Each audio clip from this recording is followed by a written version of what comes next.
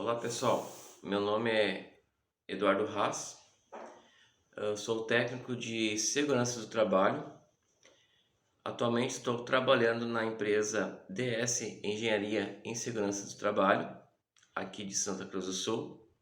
Atualmente estou trabalhando com a empresa já faz 3 anos e agora eu vou falar um pouco sobre PENT, que é uma sigla nova que foi atualizada ano passado. Ano passado a sigla era PTA, que seria a Plataforma de Trabalho Aéreo. Com a nova modificação da NR18, o anexo que fala sobre essa máquina, agora passa a ser PENT, que é a Plataforma Elevatória Móvel de Trabalho. Vamos falar um pouco agora sobre a definição dessa máquina. Essa máquina aqui é um equipamento móvel, autopropelido ou não, que ela é dotada de uma estação de trabalho, podendo ser um cesto ou a plataforma, e é sustentado por uma base com uma haste metálica, a lança, ou a tesoura, capaz de erguer para atingir a altura que a equipe precisa desempenhar o trabalho em altura. Nas normas de segurança do trabalho que tem vigente no Brasil, a única norma que fala sobre esse tipo de equipamento é a NR18, que fala sobre condições de segurança no meio ambiente da construção civil, no anexo 5, onde fala totalmente desse assunto que é da plataforma de trabalho aéreo. Quando o operador precisa fazer esse tipo de trabalho, não pode ser qualquer pessoa. A empresa, o empregador que contratou essa pessoa tem que fornecer uma capacitação adequada para esse tipo de trabalho.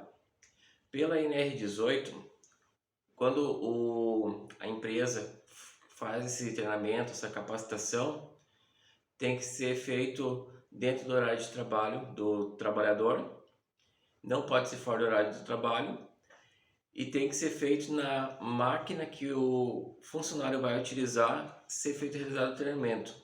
Por que eu estou falando isso agora? Porque tem muitas das empresas que acham que todos os tipos dessas máquinas são tudo igual, mas não é. Tem umas que tem uns comandos diferentes, tem outras que tem uns comandos diferentes, a forma de operar também é diferente, por isso que a empresa tem que fornecer o treinamento na máquina ou alguma similar para poder fazer esse treinamento. E tem que ser um treinamento onde tem uma parte teórica e onde tem uma parte prática, porque na prática também o próprio instrutor vai verificar que o trabalhador conseguiu adquirir conhecimento total assim para poder ter a operação segura dessa máquina. Hoje no nosso dia a dia a gente tem vários tipos de máquinas de trabalho aéreo. Temos a de mastro, tem a telescópia, a tesoura é aquela que é uma sanfona que só sobe e desce. Temos a unipessoal, que não é tão conhecida no Brasil, e temos também a articulada, que é uma que totalmente ela é articulada. Ela tem a lança primária, a lança secundária, tem a movimentação do cesto para cima e para baixo, para poder chegar em locais mais difíceis. No dia a dia aqui na nossa região e no Rio Grande do Sul, a gente normalmente só vê a tesoura, que é aquela de subir e descer só, que é parece uma tesoura, a sanfona, e temos a articulada do lado, que já tem mais recursos para chegar em algum local específico de trabalho aéreo.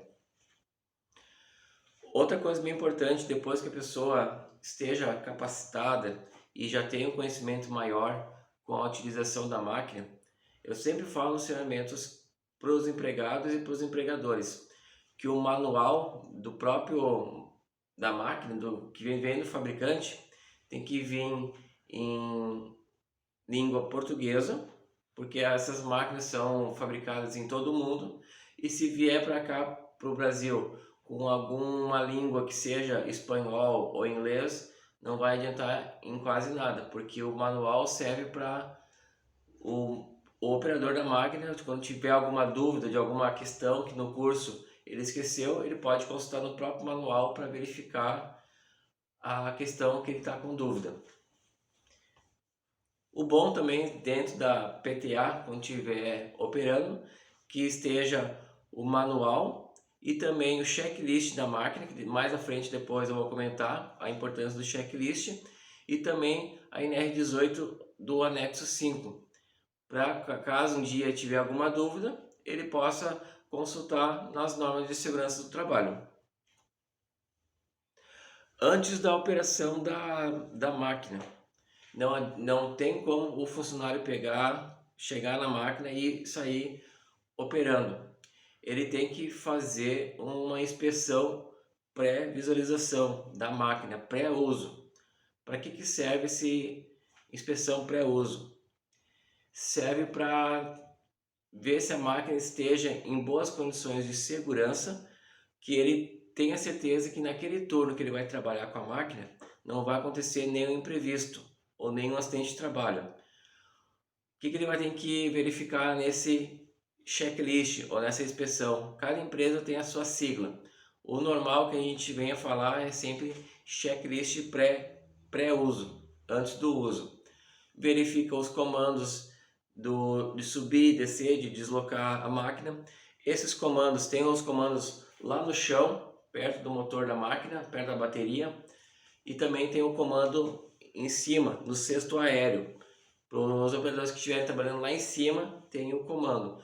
Eles fazem o comando de subir, descer, se deslocar para frente, para trás, para ver se está subindo normalmente a lança telescópia ou ali a articulada, que é a tesourinha, verificar se está subindo, descendo, se está funcionando normalmente, se o sistema hidráulico está também funcionando normalmente, verificar as baterias, se elas estão com nenhum problema de vazamento, ver se as conexões ali dos polos positivos e negativos se estão bem conectados, ver se não tem nenhum tipo de corrosão, que às vezes acontece nessas baterias onde não é feita essa inspeção.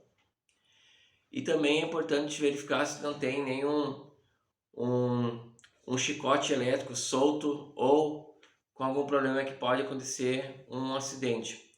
E também é bom verificar também a questão dos pneus, para ver se estão em bons estados. Questão de trabalhar sobre próximos a redes elétricas. Esse tipo de máquina que eu venho comentando agora desde o início desse vídeo, essa máquina não foi feita para trabalhar próximo à rede elétrica. O que eu sempre oriento? Se você tiver em alguma empresa, ou alguma empresa assim que seja bastante criteriosa na parte de segurança do trabalho, na dúvida, sempre pergunta antes. A gente como operador, vamos fazer um trabalho e a gente não sabe se a distância da rede elétrica é muito próxima ou não. Nessas empresas maiores tem eletricistas, segurança do trabalho que podem nos auxiliar nessas dúvidas. Por isso que sempre quando tiver alguma dúvida, não faça atividade com dúvida. Sempre pergunta para alguém responsável do setor. Se não tem setor da rede elétrica dentro da empresa, pergunta para algum superior imediato. Não faça sempre atividade com a dúvida, porque fazendo atividade com alguma dúvida, em algum momento da atividade vai acontecer algum tipo de acidente. Por isso que é bom sempre prever os riscos para não acontecer qualquer tipo de acidente. Por isso que a gente tem uma ferramenta muito importante nas empresas, na nossa parte da segurança do trabalho, que é a APR, que é a Análise Preliminar de Risco. O que seria isso? A equipe que vai fazer essa atividade com o gestor imediato, com o encarregado, com a segurança do trabalho, com todo o conjunto que vai estar envolvido nesse tipo de atividade. para ver todos os riscos, todos os tipos de EPIs, todos os tipos de EPCs para evitar que aconteça algum acidente. Tem pessoas que ainda acham que a análise perinatal de risco é o técnico de segurança do trabalho ou o encarregado que faz. Está muito enganado. É o conjunto que deve fazer esse documento. O que eu digo conjunto? É a equipe que está envolvida diretamente, a equipe que está envolvida indiretamente, o encarregado e o setor de segurança do trabalho, para todos terem uma opinião formada para evitar qualquer tipo de acidente de trabalho. Voltando agora falando um pouco sobre EPIs. EPIs significa equipamentos de proteções individuais. Individuais já vem assim na ponta da língua a resposta, né? Individual, cada um tem o seu. A empresa que contrata o funcionário tem que fornecer os EPIs corretamente para o funcionário estar seguro utilizando a máquina, que é a plataforma. O que é os EPIs que a gente recomenda no dia a dia nas empresas que têm essa atividade? O cinto de segurança, talabarte tipo paraquedista com tipo Y, que tem os dois talabartes para botar nos pontos de ancoragem, capacete com jugular, onde tem muito ruído dentro da empresa ou externo, podemos também fornecer protetor coxa para proteger a audição. Temos também o protetor auricular tipo plug, que é para baixa intensidade de ruído. Sapato de segurança, tem empresas que pedem com biqueira de ferro ou sem biqueira, tem que ver conforme a empresa determinar. Já colete refletivo também é bem importante, porque tem vezes que são trabalhos dentro de setores industriais, onde tem uma rotatividade grande de veículos industriais, empilhadeira ou outros equipamentos industriais, e tanto com esse colete refletivo, os operadores conseguem visualizar melhor os riscos que tem nesse ambiente de trabalho. EPCs. EPCs é um pouco contrário dos EPIs. O EPCs é equipamento de proteção coletiva. Vem a ser coletiva para proteger o grupo que está trabalhando no ambiente de trabalho. Nesse assunto que eu estou falando agora, sobre a plataforma de trabalho aéreo, proteção coletiva é o guarda-corpo, a sinalização em volta, com cones, com sinalização de placa de sinalização. Esses são alguns exemplos de proteção coletiva. Sempre quando for fazer também qualquer tipo de trabalho com essas máquinas, que é as plataformas, sempre tem que cuidar a questão de que tem em volta. Tem muitas pessoas que acham, eu sou operador da plataforma, eu tenho que cuidar só aqui meu ambiente, aqui dentro do cesto aéreo, está muito enganado. A pessoa tem que cuidar na parte externa, pode pegar um duto de circulação de ar, alguma estrutura metálica. Lá no chão, a pessoa tem que cuidar se não está encostando em algum maquinário, se não está muito próximo de circulação de pessoas. Tem todo esse cuidado que o operador tem que cuidar também. Outra coisa bem importante também, que eu venho falando já há vários tempos nos treinamentos que eu venho ministrando, é a questão também de pontos de ancoragem dentro do cesto aéreo. Tem pessoas que acham que o cesto aéreo ali é o local de conexão do talabarte, o ponto de ancoragem. Não.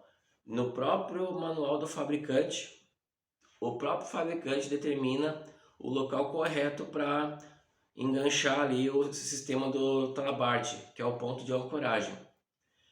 Tem pessoas que também cometem erros graves que acham que o guarda-corpo é como se fosse uma escada. Eu já passei por isso em algumas obras, que o funcionário chegava num certo ponto, o ponto limite da máquina, e ele não chegava no certo ponto.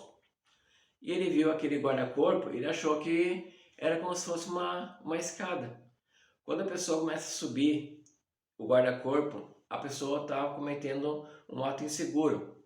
Com esse ato inseguro, a pessoa pode subir ali no guarda-corpo e vai subindo, subindo, subindo, até no último limite do guarda-corpo, e por um livre escolha ele pode cair para baixo, podendo se machucar, podendo demorar um resgate para fazer para ele, ele pode acontecer várias sequelas por um ato inseguro desse funcionário. Por isso que o guarda-corpo, a própria palavra já diz, né? Guarda-corpo, protege o nosso corpo para não cair para frente.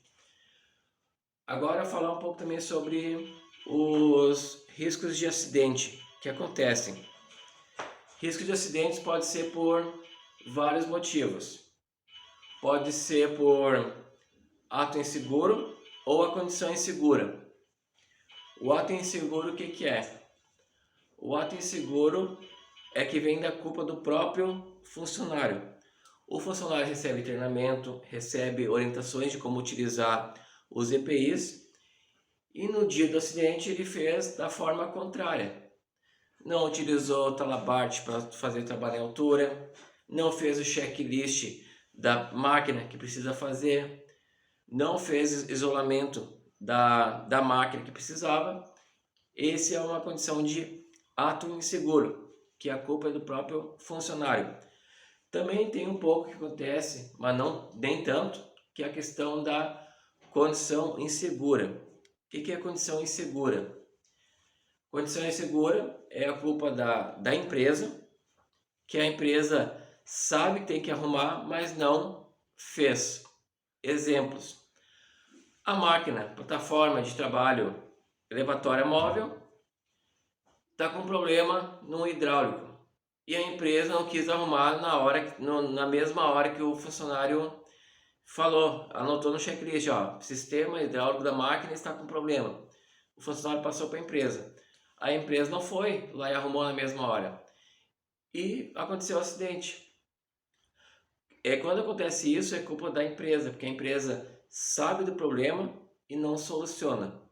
Essa é a questão da condição insegura. Pessoal, agradeço o tempo de estar falando aqui um pouco sobre esse assunto, que é a plataforma móvel de trabalho aéreo. E até mais.